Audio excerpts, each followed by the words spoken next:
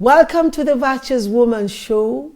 This is yet another exciting episode that the Lord has given to you and to me. That as mothers, as sisters, as aunties, we should grow through life. Like I've always said in this show, that please, when we go through life, please let us grow through life and not just go through life. When we grow through life, we pick experiences from women here and there that we'll be able to put into our lives, and at the end of the day, we become better, we become muscled up to be able to face situations in our lives that would otherwise have put us down, but they teach us something to grow and to move on. Today we have a wonderful, wonderful topic, and we are going to discuss about parents who have children in boarding schools. Why do you choose to take your child to a boarding school? Why do you choose a boarding school over a day school? And you know, recently in our media houses, newspapers, TV stations, we just saw parents that came up and they were saying boarding schools in Kenya should be scrapped off. We don't know why they had such reasons, but today we are going to learn from one of the best people that has authored a book about parenting boarding students, the challenges and the solutions. And I believe if you're a parent at home and you have a child in a boarding school, this is the book for you. Parenting boarding students, the challenges and the solutions. I want to ask you to do me a favor, please. Why don't you tag a parent? Why don't you call a parent? Why don't you tell them that today in the Virtuous Woman Show, they are discussing something very important that we need to learn together.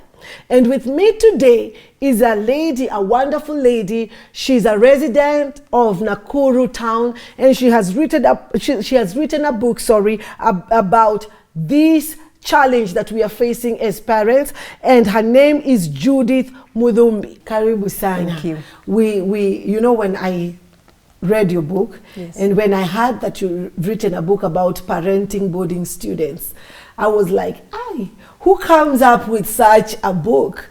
Because it is not easy for you to find people writing about this. It's not, let's say, it's not a popular topic that one would pick and say, let me write something about a boarding school parents.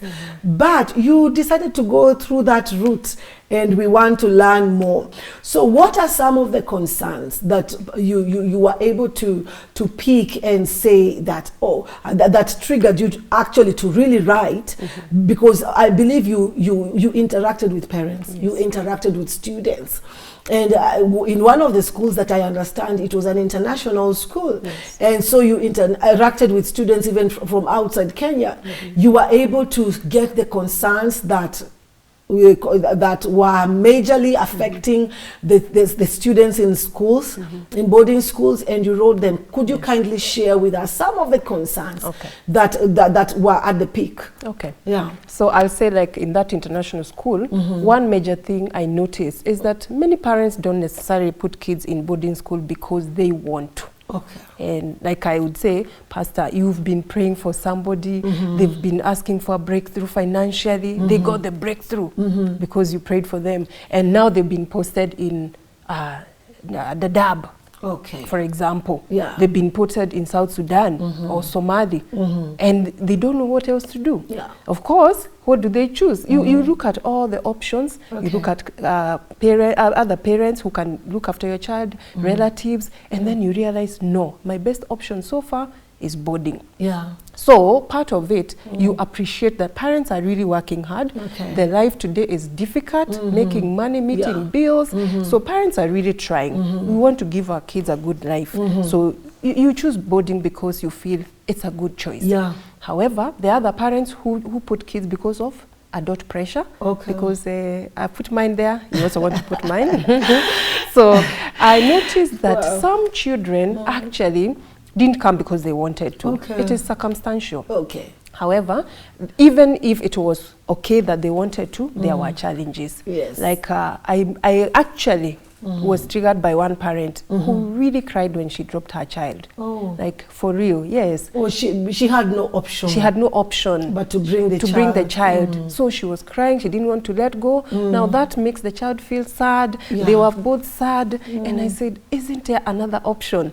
But then I began to do research to find out, is this the ultimate solution? And I found for some it is. Okay. So those triggers of parents who were very attached to kids but they could not. Yeah. But there are also children who made me feel like we need to help parents to understand what kids go through. Okay, in boarding schools. Yes, because we assume because we were in boarding that it's okay. Okay. But some children can't manage. Okay. They don't manage because of their temperament, their maybe who they are, just who they are, and because they just dropped because it's you a circumstance and not mine. Yes. And you, in your book here, you've written, and one of the nuggets that you've put across is boarding school suitable for my child? Yes. Is that one of the questions that parents should ask themselves? Because like you've said, there are those that take their children to boarding schools because of circumstances that have just pushed them to the corner. There is no option. Go to a boarding school. But there are children who say, even my neighbor is in boarding school. I also want to go to school. And they push their parents to take them to boarding school. So could you tell us why you asked that question? Yes. Well, because, you know, in counseling, we know that a child has developed, a human being has developmental stages. There are stages like the early years, the formative years are very crucial for a child. So that's a factor to consider. Will these formative years be affected by the child being in school? Why? Because the first few years, the child needs what they learn, the values they get, they are ingrained in them. Okay. Before they begin to get to the age of identity, adolescence, they are trying out, there's an age where they're initiating play, and there's an age where they are trying to get on and know each other and social life. So you have to consider that. So that's what I looked at. Is the age appropriate? Okay. Is also the temperament okay for the child? Do they have siblings in school who can look after them? Is the mother available even when she's far? You know what I mean? Emotionally available. So all those factors were things I looked at to consider, is this child fit for boarding? I like the first one you've talked about, age. You know, personally, me, I went to a boarding school when I was in Form 1. So that's about how old? 13 years? So of course I've grown up with mom, I know dad, but what's the youngest age that you've ever seen being taken to a boarding school since you are matron? Well, you'll find kids even 5, 7, you know. But I always say circumstantial. I don't think parents really do this to hurt the child. It's circumstantial. And that's why I said you see parents weeping when they drop that kind of a child. I can only imagine.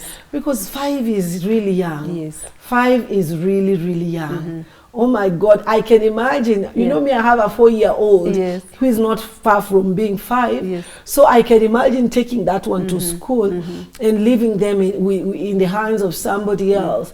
And how do these young ones behave? Depending again on their personalities. Kama umesema, kuna wale ambao they are strong enough, they can brave it. Now, most of the young ones, how do they behave? Because that age, you really need mom and you really need dad. They need the attention. And maybe they don't even have a sibling in school.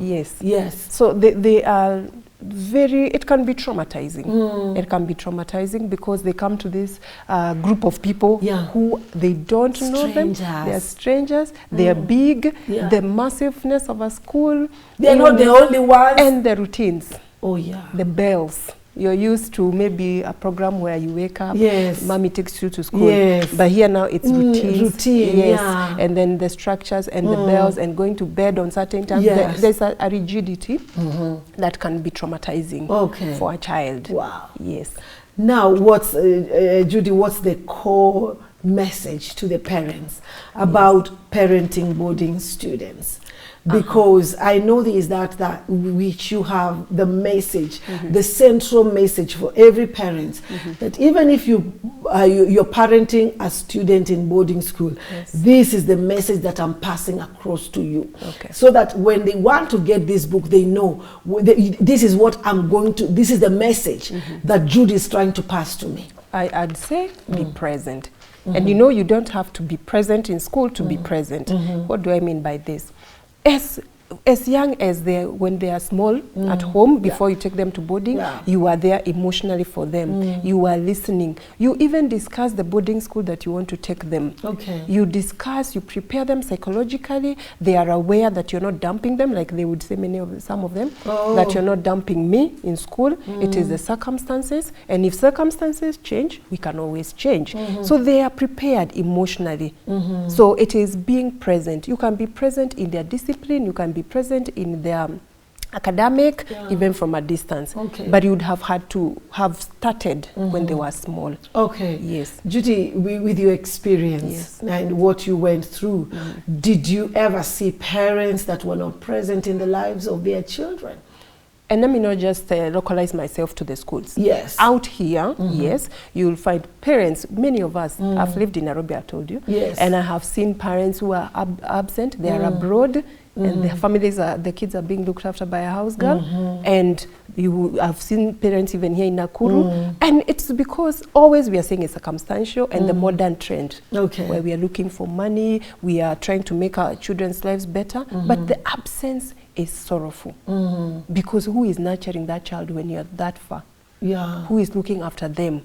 So that you can be present also here. You wake up, unaamka 5 a.m., then you leave, and then you come back at midnight. So when are you present in the child's life? No. And is there a possibility of a parent being present with the child physically, but yet absent? Yes. Even I can be present here and absent as we are at talking. the same time. I could be on my phone as you're talking to me. I could be reading this book as you're talking to me. I could be looking around, thinking a lot of things. You could be in the market. I could be in the market thinking. I could be thinking about my program for next week. I am here, but I'm absent. You're right. You're right. So it's being emotionally present first of all. Okay. Listening, and not just listening with the ears, with the heart, with the mind. Being involved. Being involved. Yes. And I usually say that for you to be present, you have to go back. You know, we say in counseling that you empathize. So empathizing is going back to that person's age. So we pretend that because, you know, these kids who are burning schools, that we don't know what we felt when we were in high school. The hormones, the changes we felt, the attraction we felt to the boys. We assume that it's them who are feeling, whereas we never felt. So we don't empathize with what they are going we don't through. feel. Yes, we don't recognize with them. We don't go to their level. Yes. We don't stoop low. We don't get into their world. Into their world. You know why we don't get into their world sometimes? I think we say that because I made it. I expect my child to make it. So, and what do you think you've had parents saying something like that? Even in boarding schools, I've had someone saying that, me nilienda boarding school and I made it. Why can't she also make it? And I had a friend of mine saying, I will never take my child to a boarding school because what I went through, and I used to tell my mom, and my mom never got to understand. Have you ever met a parent like that? They're parents because we transfer our fears to our parents sometimes, even our successes sometimes. I'm a doctor, I wanted to be a doctor like me. My fear of boarding, and yet you don't know, boarding has positives. Like there's plenty of time for study, there is social skills that kids learn a lot, and the exposure, and so there are a lot of positives also. There is no TV for interfering with studies. You get what I mean? Eh? But you can transfer all those fears that you had to your child. However, there is also the other side where we can also make the child go and they don't want to go without you thinking about them and other alternatives. Sometimes it's a quick fix for parents. Is boarding school suitable for my child? That is one of the questions that Judy is asking. And this is a question that you should ask yourself. Is it suitable for your child emotionally, physically, Please, parents, when we are taking the option of taking our children to school, could we consider that question? Could you consider that nugget? We are going to take a short break, and when we come back, we'll hear more from our guest, Judy, who is so equipped in this area. Keep tracking with us, follow us, call a friend. We'll be back after this.